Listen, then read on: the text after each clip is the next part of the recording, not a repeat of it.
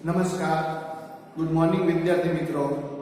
ફરી એકવાર મારી યુટ્યુબ ચેનલ એસએસ બાય રાવસરની અંદર આપ સૌનું હાર્દિક સ્વાગત કરું છું. તો કદાચ સમજો કે કંપનીની એવી કોઈ વિપરીત પરિસ્થિતિ ઊભી થઈ અને કંપનીની અંદર એવી કોઈ સ્થિતિ આવી કે કંપનીને પોતાની મિલકતો પણ વેચવાનો સમય આવે, તો ત્યારે કંપનીઓ શું કરતી હોય છે તો કે વિશેષ રીતના જેના ડિબેન્ચર હોલ્ડરો હોય એમને નાણાં પરત કરે. કારણ કે કંપનીને માલિકી પણ ધરાવતા નથી, કોઈ રીતના કંપની અંદરનો અધિકાર નથી, તો જે ડિબેન્ચર હોલ્ડરો હોય બરોબર છે એમને નાણાં પ્રથમ ચૂકવાય. એટલે ચૂકવણીમાં તમે જોવો તો પ્રથમ પસંદગી મળે, બરોબર, પ્રથમ પસંદગી આપવામાં આવે છે. તો ચૂકવણીમાં તમે જોવો તો પ્રથમ પસંદગી મળે, કારણ ઓછીની મૂડી છે. કંપની માટે શું છે? દેવું. તો કંપની માટે પહેલા દેવું છે. દાખલા તરીકે સમજો કે આપણે ઘર વેચ્યું, આપણી પાસે ઘર હોય અને ઘર આપણે વેચી દઈએ, તો આપણે પહેલા આપણાને પૈસા આપીએ કે જેને આપણને બહારથી પૈસા આપ્યા હોય ઉછીના, એને આપીએ. સ્વાભાવિક છે, આપણે ઉછીના લોકો આપીએ એને પહેલા આપી દઈએ. પછી વધે તો આપણે આપણાને આપીએ, કારણ કે માલિકને પહેલા પૈસા મળે કે પેલા ઓછી ના હોય એ નથી વાત. માલિક પૈસા ન લે છે, શેરને રાખી મૂકેલ ઘણું બધું છે, માલિકી પણ આવવાનું છે, એને પ્રથમ પૈસા ન મળે. ચૂકવણીમાં પ્રથમ પસંદગી છે કોને મળે? Debenture holder. શા માટે મળે? તો કે એ ઓછીની મૂડી છે, એ કંપની માટે દેવું છે, દેવું પ્રથમ ચૂકવે, લેણદારોને પ્રથમ ચૂકવણી થાય. તો જ્યારે ચૂકવણીની વાત આવશે ત્યારે એને પ્રથમ પસંદગી મળશે, બરોબર, કારણ કે ઓછીની મૂડી છે. તો આ પણ વિશેષ રીતના ડિબેન્ચરનો ફાયદો છે. તો વિદ્યાર્થી મિત્રો, આવી રીતના અલગ અલગ આપણી પાસે 7 ડિબેન્ચરની લાક્ષણિકતાઓ છે અને મહત્વની છે, બરોબર. એક છે કંપનીના લેણદાર, કારણ કે દેવું છે કંપની, તો ડિબેન્ચર હોલ્ડરો એ કંપનીના લેણદારો છે. બીજું, નિશ્ચિત દરે વ્યાજ મળે, નિશ્ચિત સમય વ્યાજ મળે, નિશ્ચિત સમય નાણાંની ચૂકવણી થાય. મિલકતો પર બોજ, જ્યારે કોઈ ડિબેન્ચર કંપનીઓ બહાર પાડે છે એટલે એમ કહેવાય કે મિલકતના બદલામાં નાણાં મેળવે છે. પણ મિલકતનો એ પણ નિયમ છે કે એ કંપનીઓ પોતે ઉપયોગ કરી શકે છે. જરૂરિયાત તો મેં કીધું એમ કે કંપનીઓ વધારાની મૂડી એટલે મેળવે કે એને લાંબા ગાળાની અથવા મધ્યમ ગાળાની જરૂરિયાત હોય છે. પછી આગળ વાત કરીએ તો ડિબેન્ચરની શેર બજારમાં નોંધણી થઈ. અત્યારે તો મોટા ભાગે જે કાંઈ આવી મૂડીઓ બહાર પાડે છે, જે રીતે કંપનીઓ, એ મોટા ભાગની બધી શેર બજારમાં રજીસ્ટર હોય. તો જેમ શેર બજારમાં રજીસ્ટ્રેશન થયેલું હોય એમ ડિબેન્ચર છે એ પણ શેર બજારમાં નોંધાયેલા હોય છે. નાણાં પરતની તમને વાત કરી કે યોગ્ય સમયે તમને નાણાં મળે, નિશ્ચિત દરે તમને નાણાં પરત મળતા હોય છે. જે કાંઈ સમયગાળો તમને આપવામાં આવેલો હોય એ સમયગાળાની અંદર નાણાં પરત મળી જતા હોય છે. ચૂકવણીમાં મેં કીધું એમ કે પ્રથમ પસંદગી મળે, કારણ કે કંપની માટે શું છે તો કે દેવું છે. કંપની પ્રથમ પહેલા પોતાનું દેવાની ચૂકવણી કરતી હોય છે, એટલે કંપની માટે દેવું હોવાથી પ્રથમ તે ચૂકવાતું હોય છે. હવે આપણે આગળ વાત કરીએ પ્રકાર.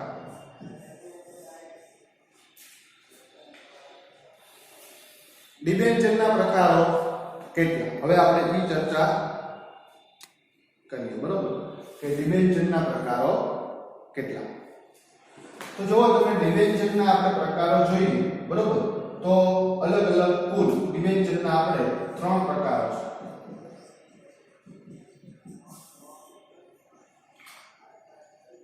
ડિબેન્ચરના કુલ 3 પ્રકારો છે, બરોબર.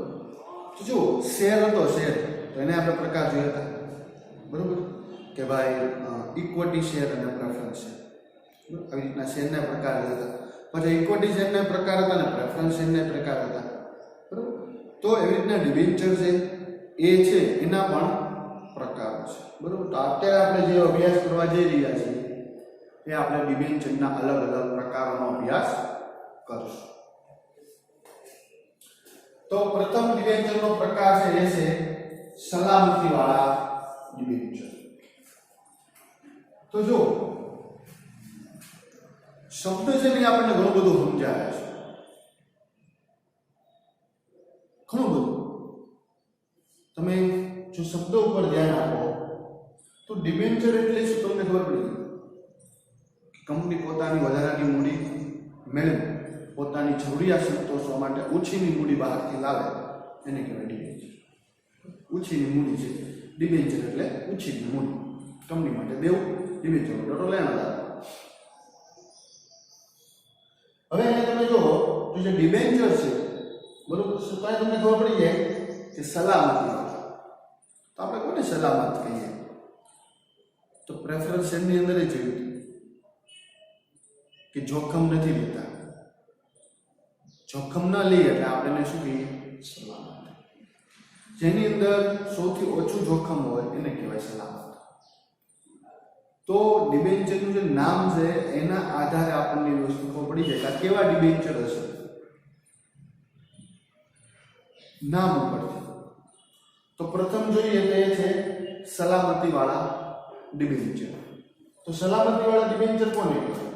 તો કે કુલ રકમ સામે એની પોતાની મિલકતો ગીરવે મૂકે. અમે તમને કીધું કે ડિબેન્ચરની એક રકમ હોય છે એ નક્કી હોય છે બરોબર. દાખલા તરીકે સમજો કે ભાઈ 50 લાખના ડિબેન્ચર બહાર પાડી ફોર એક્ઝામ્પલ. તો 50 લાખના ડિબેન્ચર સામે શું કરશે? તો કે જે 50 લાખ છે એની સામે 50 લાખની મિલકત ઊભી કરશે.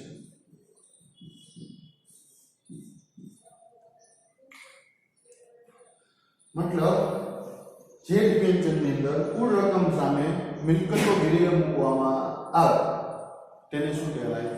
સલામતી વાળા ડિબેન્ચર.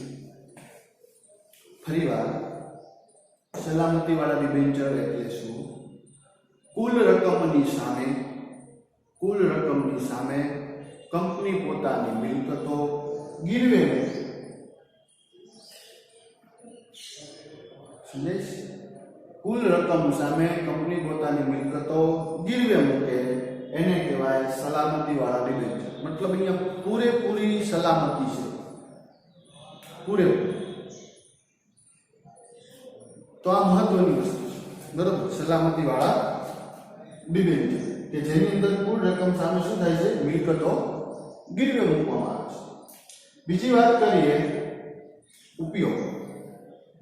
તો જો મિલકત જે ગીરવે મુકાઈ જાય છે એનો મતલબ એમ છે કે ડિબેન્ચર હોલ્ડર એની મિલકત લઈ નથી જતા, કંપની પાસે જ રહે છે, પણ એનો હક આપી દે ડિબેન્ચર હોલ્ડરોને. તો જે મિલકત પડી હોય એનો ઉપયોગ કોણ કરે? કંપની કરે. આવું આપણે લોનમાં કરતા હોય. આપણા મકાનના દસ્તાવેજ ઉપર આપણે લોન લીધી હોય તો આપણે શું કરીએ? તો કે મકાનનો વપરાશ આપણે કરતા જઈએ. મકાનનો વપરાશ આપણે કરતા જઈએ છીએ બરોબર. છતાં આપણા મકાન પર અધિકાર નથી હોય.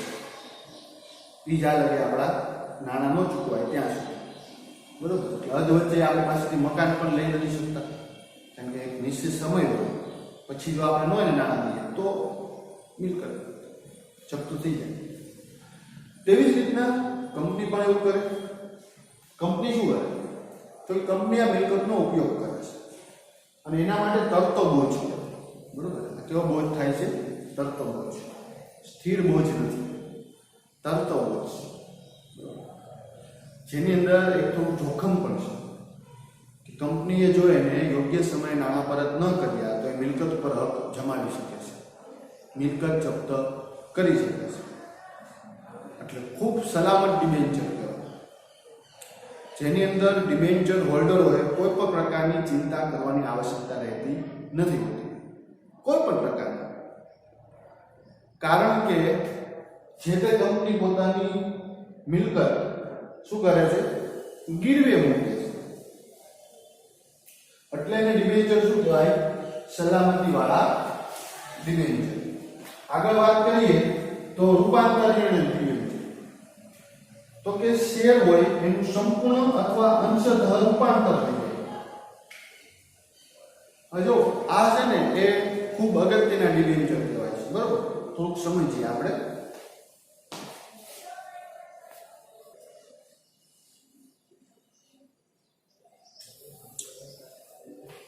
ચાલો તો હવે આપણે સમજીએ રૂપાંતરણીય ડિબેન્ચર કોને કહેવાય. તો કે સમજો કે તમે 10,000 રૂપિયાના ડિબેન્ચર લીધા. કેટલાના? 10,000 ના ડિબેન્ચર લીધા. અને તમે 10,000 ના ડિબેન્ચર છે એ તમે 7 વર્ષ માટે લીધા.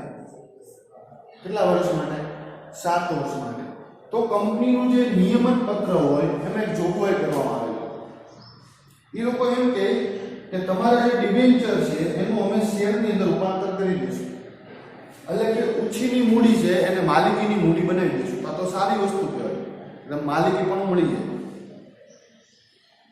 જે લોકો શેર ન ખરીદી શકતા હોય ડિબેન્ચર ખરીદે અને એને માલિક પણ રસ હોય કંપનીની અંદર કે મારે શેર કરવા છે, તો કંપનીઓ એને ઓપ્શન આપે. અને ઓપ્શન આપવા માટે પહેલા જોગવાઈ હોવી જોઈએ નિયમન પત્રમાં, જે કંપનીના નિયમો દર્શાવે છે. એમાં અગાઉથી આ વસ્તુનો ઉલ્લેખ કરવાનો. તો જો કેવી રીતના થતું હોય તો કે 10,000 તમે જે ડિબેન્ચર લીધા 7 વર્ષ માટે, એ 7 વર્ષ પછી તમારા જે ડિબેન્ચર છે એ 10,000 ના ડિબેન્ચર થઈ જાય શેરમાં રૂપાંતર. તમને ડિબેન્ચરની જગ્યાએ શું મળી જાય? શેર મળી જાય. 10,000 ના તમે ડિબેન્ચર લીધા હોય 7 વર્ષ માટે, તો જેવા 7 વર્ષ પૂરા થાય એટલે તમને ડિબેન્ચરની જગ્યાએ શું મળી જાય? શેર. 10,000 ના તમને શેર મળી જાય. અને શું કહેવાય? સંપૂર્ણ અથવા અંશતઃ. એટલે શું? તો કે તમે વિચારો કે ભાઈ મારે જે ડિબેન્ચર છે એ 7 વર્ષ પછી એનું શેરમાં રૂપાંતર કરું છું, પણ 50%. અને 50% જે રકમ છે એ મારે પરત જોવી છે. જો તમે કંપની આવે એવા નિયમથી બંધાવો કે 7 વર્ષ પૂરા થાય એટલે મારા ડિબેન્ચર છે એને મારે શેરમાં રૂપાંતર કરવાના છે, પરંતુ 50%. બાકીની જે 50%ની રકમ છે એ મારે શું કરવાની છે? પરત લેવાની છે. તો આવી રીતના કંપની કરતી બરોબર કે જે એની 50% રકમ શેર છે અને 50% રકમ એને પરત મળી. તો આવું પણ કંપનીની અંદર થઈ શકે. એને કહેવાય રૂપાંતર. બરોબર. કારણ કે આપણે રૂનું રૂપાંતર કરીને શું બનાવી છે? કાપડ. લાકડાનું રૂપાંતર કરીને શું બનાવી છે? ખુરશી, બારી, કબાટ. તો આ જ પ્રમાણે શું થાય તો કે જે ડિબેન્ચર હોય એ અંશતઃ એટલે થોડા પરત મળે નાણાં અને થોડા એમાં શેરમાં રૂપાંતર થાય. પૂરેપૂરા ન થાય. પૂરેપૂરા એટલે મેં કીધું કે 7 વર્ષ પછી શેર છે 10,000 ના ડિબેન્ચર થઈ જાય. તો સંપૂર્ણ થાય ઓર શું થાય? અંશતઃ થાય. બંને રીતના એનું રૂપાંતર થઈ શકે. સંપૂર્ણ થાય અને અંશતઃ બંને રીતના એનું રૂપાંતર થઈ શકે છે. અને આની નિયમન પત્ર અંદર જોગવાઈ કરવામાં આવેલી છે. બરોબર. તો આ બીજું છે એવું છે રૂપાંતરણીય ડિબેન્ચર. બરોબર. તમને આઈ હોપ કે સમજાણું છે. સંપૂર્ણ એટલે 100%. Debenture two share. અંશતઃ એટલે અમુક ટકા. એટલે અમુક ટકા રકમ તમને પરત મળે અને અમુક ટકા રકમ તમારી શેરમાં ટ્રાન્સફર થઈ જાય. કેટલા ટકા એ અગાઉથી નક્કી થયું અને એ થયું હોય નિયમન પત્ર કે ભાઈ 40%, 20%, 60%, 70%. એ અલગથી એની પહેલા જોગવાઈ કરવામાં આવે. મતલબ નિયમ બનાવ્યો કે તમે આ પ્રકારના શેર લેશો તમારા આટલા વર્ષ પછી આટલા ટકા શેર બની જશે અને આટલા ટકા તમને નાણાં પરત મળશે. અને સલામતી વાળામાં શું થાય તો કે તમે જેટલા રકમના શેર લીધા હોય એની સમય પૂરો થાય એટલે બધી તમને નાણાં પરત મળે. બધું પરત મળે. કોઈ શેરમાં રૂપાંતર થાય નહીં. તો આનું રૂપાંતર થાય છે તેને શું કહેવાય? રૂપાંતરીય ડિબેન્ચર. કારણ કે એનું રૂપાંતર થાય છે. પછી બીજું જો તો બિન રૂપાંતરીય ડિબેન્ચર. મતલબ બિન એટલે બિન રૂપાંતર એટલે રૂપાંતર થતું નથી. બિન એટલે નથી એવું કહી શકીએ. બરાબર. બિન રૂપાંતરીય ડિબેન્ચર તો કે જેનું શેરમાં રૂપાંતર થતું નથી. બરાબર. બિન રૂપાંતરીય ડિબેન્ચર શેરમાં રૂપાંતર થતું નથી. રૂપાંતરીય ડિબેન્ચર એનું શેરમાં રૂપાંતર થાય છે. પછી સંપૂર્ણ થાય કે અંશતઃ થાય પણ એનું રૂપાંતર થાય છે અને રૂપાંતર થતું નથી. આટલો ભેદ. એકનું રૂપાંતર થાય છે, એકનું રૂપાંતર થતું નથી. બરોબર, આટલો ભેદ.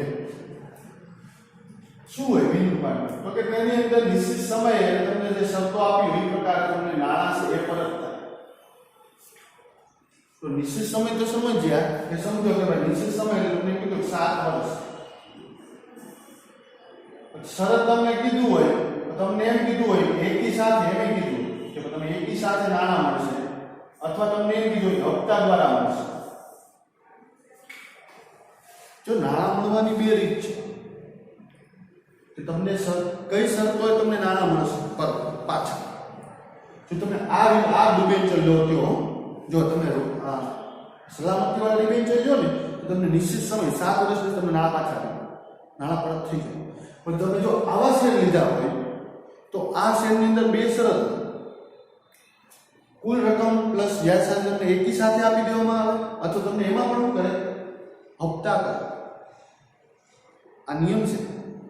એટલે ડિબેન્ચર જોઈને લેવાના, બરોબર? એટલે તમે છેતરાઈ જાઓ જો તમે ડિબેન્ચર જોઈને લેતા હો નહીં તો.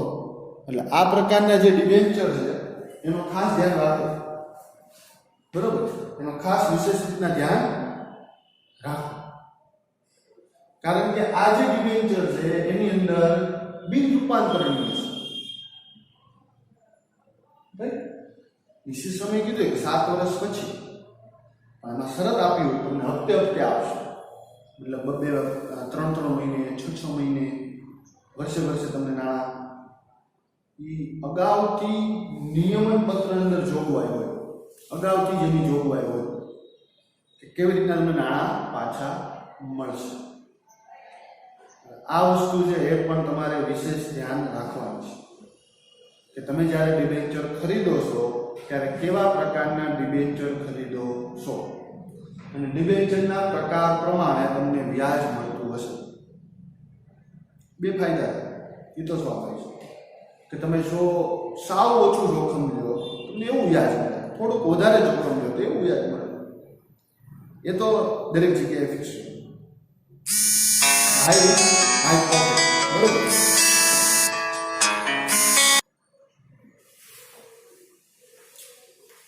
ચાલો, તો તમારે એ વસ્તુનું પણ વિશેષ ધ્યાન રાખવાનું કે તમે કેવા પ્રકારના શેર લ્યો છો, બરોબર? સલામતી વાળા લ્યો છો, રૂપાંતરણ લ્યો છો કે બિન રૂપાંતરણ લ્યો છો, કેવા પ્રકારના તમે શેર ખરીદો છો એનું તમારે વિશેષ ધ્યાન રાખવાનું હોય છે. પછી વાત કરીએ એ છે બોન્ડ. આ મેં તમને જે વાત કરી એ હતી ડિબેન્ચર, બરોબર? ડિબેન્ચર એટલે શું અને તેના અલગ અલગ પ્રકારો. સલામતીની અંદર કુલ રકમ સામે મિલકત ગીરવીમાં મુકાઈ જાય. રૂપાંતરણની અંદર શેરનું ડિબેન્ચરનું શેરમાં રૂપાંતર થઈ જાય. સંપૂર્ણ થાય અથવા અંશતઃ થાય. અને બિન રૂપાંતરની અંદર ડિબેન્ચરનું શેરમાં રૂપાંતર થતું નથી, બરોબર? પણ એની અંદર નાણાં પરતની શરતો હોય છે, એટલો ભેદ. પછી અમારે વાત કરવી છે એ છે બોન્ડ, બરોબર? કે કોને કહેવાય બોન્ડ? તો કે બોન્ડ છે એ ખાસ કરીને કોઈ પણ લાંબા ગાળાની જરૂરિયાત માટે મુકાય. જો તો અહીંયા લાંબો ગાળો હતો અને ડિબેન્ચરની અંદર મેં કીધું હતું કે ડિબેન્ચર છે એ મધ્યમ ગાળા માટે લેવાય. એટલે અહીંયા મધ્યમ ગાળો આપ્યો હતો. મેં તમને લાસ્ટ લેક્ચરમાં વાત કરેલી કે ડિબેન્ચર શા માટે મધ્યમ ગાળા માટે લેવાય, કારણ કે બોન્ડ છે ને પ્યોર લાંબા ગાળા માટે લેવાય. આ એક બહુ મહત્વની વાત કે લાંબા ગાળા માટે લેવાય. વાત કરીએ તો બોન્ડ અને ડિબેન્ચર જો તો બંને સેમ જ છે, બરોબર? અને થોડાક નિયમ અલગ છે. બાકી ડિબેન્ચર અને બોન્ડ એક સેમ જ વસ્તુ છે, થોડો ભેદ છે, બાકી સેમ છે.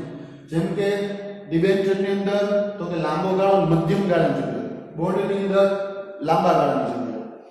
ડિબેન્ચરની આપણે વાત કરીએ તો કંપનીનું દેવું છે, તો બોન્ડ પણ શું છે? કંપનીનું દેવું.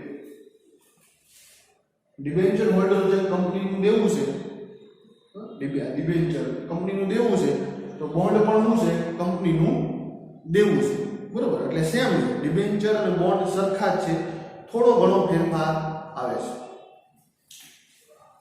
પછી ડિબેન્ચરની અંદર નિશ્ચિત દરે નિશ્ચિત સમય વ્યાજ ચૂકવાય, બોન્ડની અંદર પણ નિશ્ચિત દરે અને નિશ્ચિત વ્યાજ ચૂકવાય. બંનેમાં આ ત્રણ વસ્તુ બંનેમાં છે.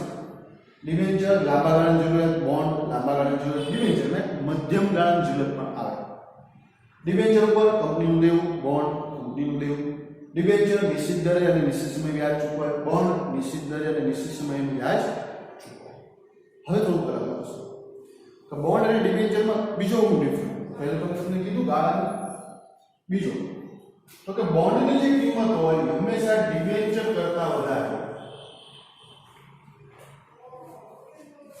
જ્યાં ડિબેન્ચરની રકમની મર્યાદા પૂરી થાય ને પછી બોન્ડ ચાલુ થાય.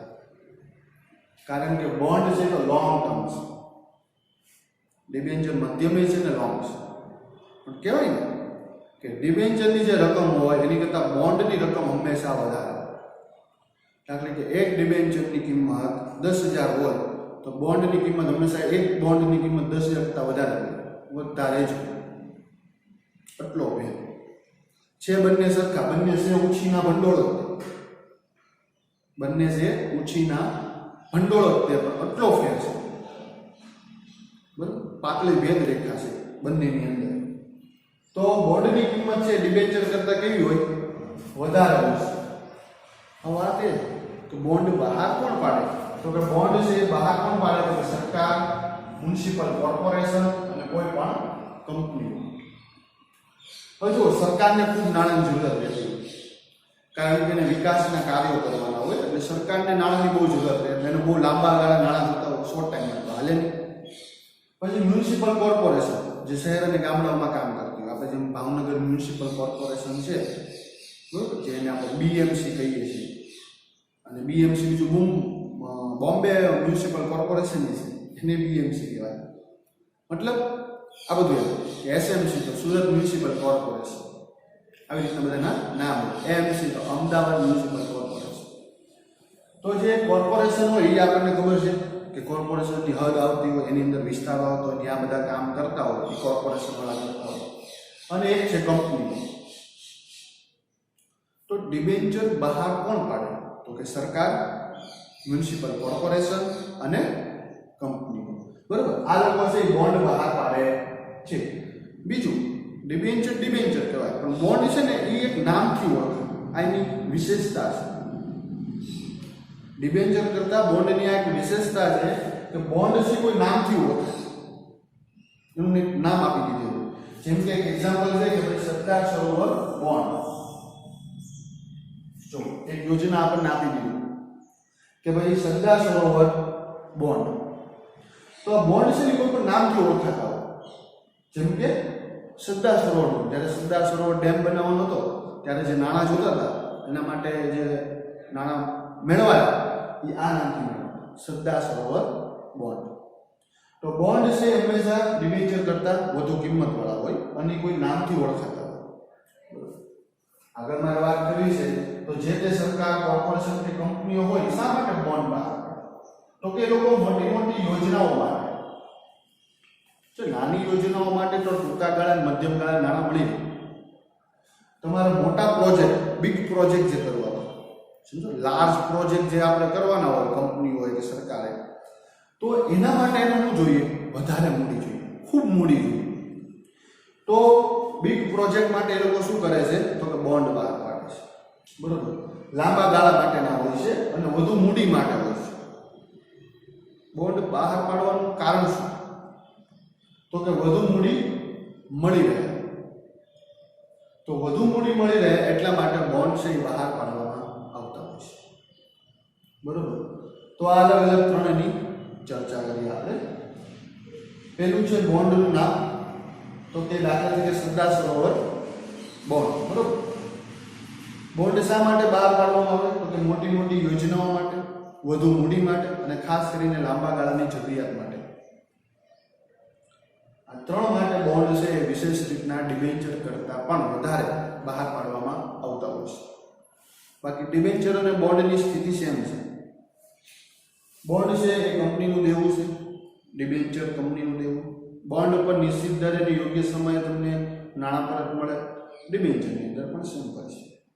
પણ બોન્ડની ખાસિયત એ છે કે લાંબા ગાળાની જરૂરિયાત માટે. ડિબેન્ચર છે એ લાંબા ગાળાની પણ અને મધ્યમ ગાળાની પણ. બરોબર, વિશેષ વાત એ છે કે બોન્ડની જે રકમ હોય એ હંમેશા ડિબેન્ચર કરતાં વધારે જ હોય. બોન્ડની રકમ હંમેશા ડિબેન્ચર કરતાં વધારે હોય છે. સરકાર, મ્યુનિસિપલ કોર્પોરેશન અને કંપની એ લોકો શું કરે તો કે એ લોકો બોન્ડ બહાર પાડે. શા માટે બોન્ડ બહાર પાડે તો કે મોટી યોજનાઓ માટે, વધુ મૂડી મેળવવા માટે અને લાંબા ગાળાની પોતાની જરૂરિયાત સંતોષવા માટે શું બહાર પાડે? બોન્ડ બહાર પાડે. બોન્ડની મહત્વની વસ્તુ એ કે જે તે નામથી બહાર પડે. ખાલી બોન્ડ ન કહેવાય કે આ લોકો બોન્ડ. બોન્ડ હોય એ જે લોકો બહાર પાડે, જેમ કે સરકાર, કોર્પોરેશન, કંપનીઓ, એ જે તે નામથી બહાર પાડે. દાખલા તરીકે જો તો સરદાર સરોવર બોન્ડ એ સરકારે બહાર પાડ્યા હતા, એ નામથી બહાર પાડ્યા કે સરદાર સરોવર બોન્ડ. બરોબર, તો આ છે બોન્ડ. આઈ હોપ કે તમને લોકોને વિશેષ રીતના આ વસ્તુ સમજાણી હશે અને થોડીક ક્લિયર થઈ હશે. તો આ મેં તમને જે માહિતી આપી એ હતી બોન્ડની. તો આજના લેક્ચરની અંદર આપણે વિશેષ રીતના માહિતી જોઈ, બરોબર, એ ખાસ કરીને અલગ અલગ ઉછીના ભંડોળ ઉપર જોયું. જેમ કે પહેલું આપણે ડિબેન્ચર જોયું કે ડિબેન્ચર કોને કહેવાય તો કે જ્યારે કોઈ કંપની હોય એને વધારાની મૂડી મેળવવાની હોય, પોતાની જરૂરિયાત સંતોષવાની હોય, ત્યારે તે બજારમાં બહાર ઉછીની મૂડી મેળવે છે, જેને ડિબેન્ચર કહેવાય. ડિબેન્ચરના અલગ અલગ 3 પ્રકારો છે: સલામતીવાળા ડિબેન્ચર, રૂપાંતરણ ડિબેન્ચર અને બિન રૂપાંતરણ ડિબેન્ચર. આગળ સલામતીવાળા ડિબેન્ચર કોને કહેવાય તો કે ડિબેન્ચરની કુલ રકમ સામે કંપની પોતાની મિલકત ગીરવે મૂકે, જેને તરતો બોજ ઉભો કર્યો. રૂપાંતરણ ડિબેન્ચર કોને કહેવાય તો કે જેની અંદર ડિબેન્ચર છે એનું યોગ્ય સમયે ડિબેન્ચરમાંથી શેરમાં રૂપાંતર થાય છે. રૂપાંતર એટલે રૂપાંતર થાય છે, પછી એ સંપૂર્ણ થાય અથવા અંશતઃ થાય. એ અગાઉથી નિયમન પત્રની અંદર એનો નિયમ દર્શાવેલો હોય કે કેટલા ટકા થશે. બરોબર. પછી છે બિન રૂપાંતરણ ડિબેન્ચર. તો કે બિન રૂપાંતરણ ડિબેન્ચર એને કહેવાય કે જેનું ડિબેન્ચરનું શેરમાં રૂપાંતરણ થતું નથી. ડિબેન્ચરનું શેરમાં રૂપાંતરણ થતું નથી. બીજી એની લાક્ષણિકતા છે કે જે નાણાં મળે એ શરતો પ્રમાણે મળે, એકી સાથે આપવામાં આવે અથવા હપ્તા દ્વારા મળે. બીજી મહત્વની વાત એ છે. પછી આપણે જોયું બોન્ડ, કે બોન્ડ કોને કહેવાય તો કે બોન્ડ એ પણ એક ઉછીની મૂડી છે, કંપનીનું દેવું છે. સેમ જેમ ડિબેન્ચર છે એમ કે બોન્ડ છે. બોન્ડ એ પણ કંપની માટે ઉછીની મૂડી છે. બોન્ડ એ પણ કંપનીનું દેવું છે. બરાબર. બોન્ડ ઉપર પણ નિશ્ચિત દરે અને યોગ્ય સમયે વ્યાજની ચૂકવણી થાય છે. બોન્ડની કિંમત હંમેશા ડિબેન્ચર કરતાં વધારે હોય. બોન્ડની કિંમત ડિબેન્ચર કરતાં હંમેશા વધારે હોય છે.